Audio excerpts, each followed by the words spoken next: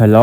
សួស្តីប្រិយមិត្តទាំងអស់គ្នាខ្ញុំបាទស្មៃមកសម្ដែងរឿងថ្មីកុំមកខាត់ពេកចូលរឿងយើងតាមរងទៅវគ្គ1គ្រាន់តែចូលរឿងគេយើងអំពីពិភពជំនាញដើរនឹងវេទមន្តនៃទ្វីបហាមស្ដេចមីសាប្រឈមមុននឹងការប្រកួតប្រជែងជាច្រើនយទៅពូគេយើងពីស្ដេចមីសាតែប្រយុទ្ធប្រឆាំងហើយស្ដេចវិស័យមួយដែលមានអំណាចខ្លាំងជាងគេនាងមានឈ្មោះថាអេលីសាបេនហើយពូគេក៏បានទៅប្រយុទ្ធជាមួយនឹងពូជមនុស្សផងដែរប៉ុន្តែដោយសារតែពូជមនុស្សរបស់យើងវាមានការរលួយគ្នាយ៉ាងដូចហើយពូជមនុស្សរបស់យើងក៏បានប្រយុទ្ធចាញ់ទៅហើយនាងក៏ត្រូវបានគេទទួលស្គាល់ថាគឺជាស្ដេចមីសានៅក្នុងប្រវត្តិសាស្ត្រអេលីសាបេនដែលខ្លាំងជាងគេកំពូលនៃពិភពលោកតែម្ដងរឿងរបស់យើងបង្ហាញអំពីកន្លែងមនុស្សបូជាចាននេះបាញ់ថាអេលីសាបេកុំកើតថាអ្នកឈ្នះសោះនៅពេលអនាគតច្បាស់ថាវីរៈរបស់នៅក្នុងព្រេងទាននឹងមកចាប់ការអ្នកហើយចំណាបែបនេះវាបានតតតែម្ដងបាញ់ថាហេកុំចេះតែនិយាយប្រៀបប្រាប់ពេកអបកាយោនេះប៉ុន្តែនេះជាពុជមនុស្សទេប៉ុន្តែវាបានក្បត់ដោយសារតែចូលជានឹងខាងបិសាចបូជាចាពិតជាមានខាខឹងជាខ្លាំងចំម៉ាយមិនថោកទៀតយ៉ាងនេះហើយជាមួយវីរៈរបស់មកម្ដងហើយហ្នឹងហើយប៉ុន្តែមិនអីវាប្រឹងតែសម្លាប់ហើយប៉ុន្តែត្រូវបានអេលីសាបេរបស់យើងហាមខត់តន់បាញ់ថាគប់សម្លាប់គេអីព្រោះខ្ញុំសួរគេអំពីរឿងអនាគតមើលអីគេខ្ញុំគឺជាស្ដេចបិសាចដ៏រងមាំមួយតែគិតថ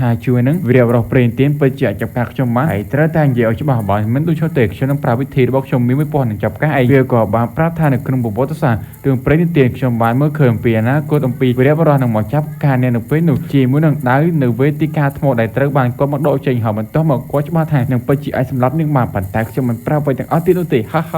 ាប៉ុន្តែអេលីសាបេរបស់យើងក៏បានមើលទៅដៅបរិសុទ្ធនេះបែរថាអូអញ្ចឹងមិនទេមិនអីទេខ្ញុំចាំបរមអនុមកប្រគប់ប្រជែងជាមួយខ្ញុំសង្ឃឹមថាគេនឹងមិនធ្វើខ្ញុំខូចចិត្តទេចុះរយៈពេលគឺមួយឆ្នាំដំបូងឆ្នាំទី2ឆ្នាំទី3ឆ្នាំទី4រហូតដល់15ឆ្នាំនិយាយទៅគឺវីរៈបរិសុទ្ធគឺមិនបានមើលទេហើយចំពោះការគ្រប់គ្រងរបស់អេលីសាបេរបស់យើងគឺពិតជាល្អមែនទែនបានលុបចោលជាមួយនឹងការរើសអើងពូជសាសនិយាយទៅសិតគឺសិតតែស្មើគ្នាការរស់នៅរបស់ពូគេជាមួយមនុស្សបីសាច់គឺសិតតែចុះសម្រងគ្នាតែម្ដងហើយពូគេក៏បានបោះបោចំពោះវីរៈបរិសុទ្ធរឿងព្រានទីណែកុំចោលមកទៀតហើយច្បាស់តែឃើញនឹងសម្លាប់ឲ្យចោលតែម្ដងអត់ប្រយោជន៍ស្ដេចបិសាចអេលីសាបេនបាញ់ថាជុំម៉ែប្រមាណឆ្នាំមុននេះហើយអ្វីនៅតែមិនទទួលបានអំពីតំណែងវីរៈបរិសុទ្ធព្រេងទានទៀតសូម្បីតែកញ្ញាអេផងណៃនាងក៏បាញ់ថាជាមនុស្សព័ត៌មាននេះពួកយើងពិតជាមិនអា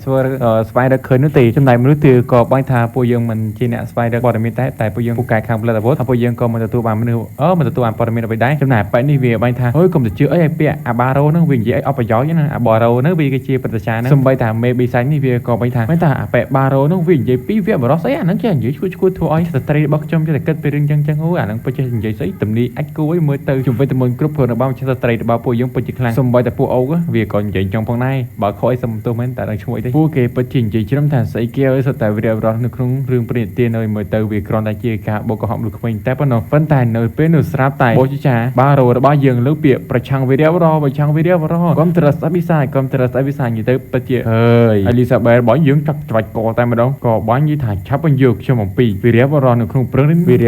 ុងរឿងព្រេងទានមើលគាត់ក៏បានប្រាប់ថាអារឿងហ្នឹងរឿងពីអនាគតខ្ញុំក៏មិនដឹងដែរវាគ្រាន់តែទីលេងណាប៉ុន្តែរឿងនេះខ្ញុំអត់ដឹងច្បាស់ដែរហ្នឹងស្រាប់តែពាក់បន្តានេះមិនថាអើយម្ចាស់ស្ត្រីអើយកុំខឹងអីប៉ុន្តែប៉ែហ្នឹងវាចេះតែនិយាយអេលីសាបេមូម៉ៅដែរក៏វត្តមកកតុយតែម្ដងហើយចំណាប៉ែបារ៉ូហ្នឹងក៏មករុកខ្លួនហើយវាយឲ្យឡើងគៀបនឹងជាងមួយលោប៉បកាឈុកភីងដោយសារតែអេលីសាបេរបស់យើងមិនថាវីរៈបរិសុទ្ធក្នុងព្រេងទានម៉ែវាយូម៉ែអញខំរំចាំជាយូមកហើយលើនេះទូអញដោជាមួយនឹងដាវបរិសុទ្ធនេះបន្តិចមើលចង់ដឹងថាមើលទៅវាពិតជាខ្លាំងដែរដូចគេនិយាយអត់ទេគ្រាន់តែជាសមោចតែប៉ុណ្ណោះអេលីសាបេរបស់យើងក៏បានចាប់5ដុល្លារជាមួយនឹងដាវបរិសុទ្ធចំណែកពួកគេផ្សេងទៀតពិតជាមានការបារម្ភជាខ្លាំងចំណែកអេលីសាបេរបស់យើងមិនខ្វល់ទេសំខាន់គឺដកតែម្ដងនិយាយទៅពួកឯងទាំងនោះពិតជាភ្ញាក់អើថាគាត់ពិតជាអាចដកបានឬប៉ុន្តែមិនអីអេលីសាបេរបស់យើងគឺពិតជាអាចដកបានហ្នឹងហើយតែគេបាននិយាយថាជាមួយនឹងដាវរូបព្រានទានប៉ុន្តែនាងស្រាប់តែបានដឹងទីកន្លែងរបស់តួឯករបស់យើងហើយបាញ់ថាអូឥឡូវនេះខ្ញុំបានឃើញកន្លែងវីរៈបរិសុទ្ធបាត់ទៅហើយនាងក៏បានប្រើជាមួយនឹងរង្វង់ teleport ក៏បានចាស់ចេញពីទីនេះចំណែកប៉ែបែនតាបានប្រាប់ថាម្ចាស់ស្ត្រីអើយសូមយកខ្ញុំទៅផងប៉ុន្តែអីគេទៅចោលបាត់ទៅហើយចំណែករឿងរបស់យើងវិញបង្ហាញពីកន្លែងតួឯករបស់យើងវាកំពុងតែធ្វើជាមួយនឹងកសិកម្មរបស់វាព្រោះថាវាតាម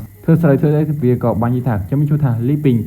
ដំបងធ្វើការអ្វីមួយហើយខ្ញុំក៏មិនចូលចិត្តលេងហ្គេមឬក៏មើល anime អ្វីដែរអ្វីដែលខ្ញុំចូលចិត្តគឺការរីករាយដើរធ្វើតាមលេងសប្បាយដើរលេងធ្វើចំការនេះនោះចិញ្ចឹមសត្វចាប់ត្រីចាប់អីណាទៅខ្ញុំពិតជាចរាញ់គេមែនប៉ុន្តែសោកស្រាប់តែអា leaping របស់យើងវាក៏បានឆ្លងមកក្នុងពិភពលោកនេះទៅគឺឆ្លងមកភីវតាមមិនដឹងថាមូលហេតុអ្វីគឺអ្នកដឹងដែរបន្ទាប់មួយសន្ទុះទៀតមក leaping របស់យើងក៏បានចាប់ដើមធ្វើជាមួយនឹងកសិកម្មរបស់ខ្លួនហើយក៏បានយើងពីប្រព័ន្ធក៏បានណែនាំជាមួយនឹងភារកិច្ចដំបូងគឺអ្នកលេងថ្មីថ្មោងហ្នឹង ហើយប្រព័ន្ធ system ក៏បានប្រាប់ទៅកាន់ Leaping របស់យើងថ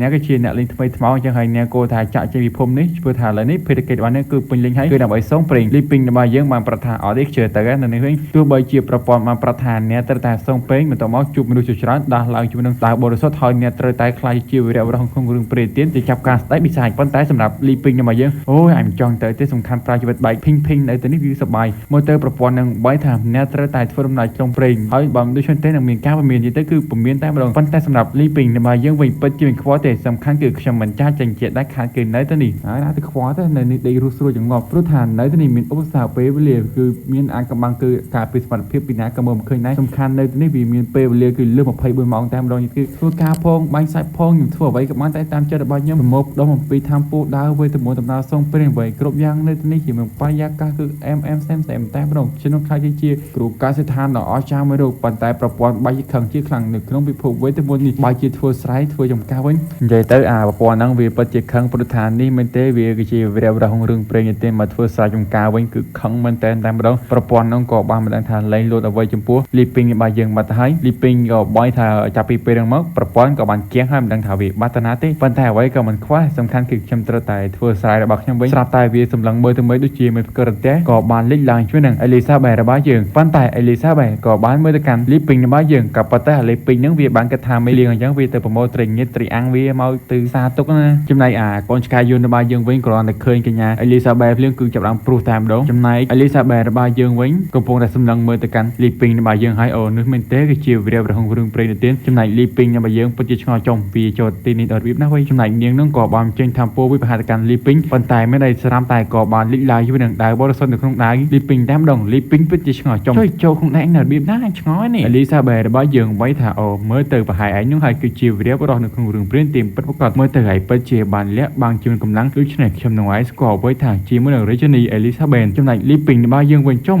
មិនធ្វើអីផងមើលទៅthamពូដែរ Elizabeth បញ្ចេញមកវាពិតជាខ្លាំងមែនតើទៅលេចឡើងជួយនឹងរង្វង់3ចេញthamពូយ៉ាងខ្លាំងក្លាហ្នឹងគេហៅថាការបំផ្លាញជាមួយនឹងពូជសាច់អាហ្នឹងខ្ញុំបកមកឃើញយ៉ាងកុំប្រកាន់នៃ Leaping ក៏បាននឹកអំពីប្រព័ន្ធនិយាយថាមើលទៅវាពិតជាមិនជាផុតមែនថាខ្ញុំត្រូវតែបញ្យល់ជាមួយនឹងពួកអរិយប៉ុន្តែ Leaping របស់យើងបាននិយាយថាអើខ្ញុំប្រហែលមើលទៅមរុះទេគួរតែដីក្នុងផ្ទះចាំរងចាំសេចក្តីស្លាប់វិញល្អជាងហើយក៏បានសម្លឹងមើលទៅក្រៃបែរថាមើលទៅនេះវាគឺជាជីវិតចុងក្រោយរបស់ខ្ញុំមែនទេហើយក៏បានចូលក្នុងផ្ទះគឺដើម្បីទៅដីចំណែក Elizabeth របស់យើងវិញកំពុងតែឆេះដុំមួយនាងបានគិតថាមើលទៅអាប៉ិតនេះវាបែកជាញញឹមឌឺដាក់ខ្លួនទៅវិញនាងក៏បានចេញជាមួយនឹងthamពូរបស់នាងវាបហាទៅហើយប៉ុន្តែត្រូវបានឆ្កែយន្តរបស់យើងករណីរួចបញ្ចេញជាមួយនឹងមីស៊ីជាច្រាប់បាញ់ទប់ទល់ទៅវិញទៅនិយាយមែនកូនឆ្កែយន្តនឹងខ្ញុំសរសើរវាពិតជាខ្លាំងមែនទែនសូម្បីតែ Elizabeth ក៏បានសរសើរចំពោះអាកូនឆ្កែយន្តនេះផងដែរមើលទៅវាពិតជារបស់អូមិនសម្រាប់វីរបុរសអញ្ចឹងមកវាអឹកទៅជាមួយនឹងឧបករណ៍វេទមន្តខ្ពស់ដែលប្រើជាមួយនឹងthamពូខាវិញ្ញាណដូច្នេះសារល្បងជាមួយនឹងអំណាចរបស់ខ្ញុំដែលគ្មានទីបញ្ចប់បញ្ចេញជាមួយនឹងវេទមន្តដ៏ខ្លាំងក្លាបន្ថែមទៀតហើយបាញ់ថាឥឡូវនេះហើយសារល្បងជាមួយនឹងវេទមន្តបាញ់បន្ថែមទៀតទ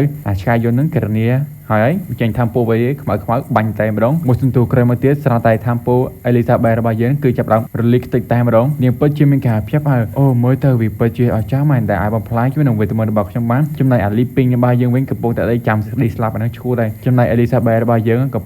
ំពុងនិយាយប្រ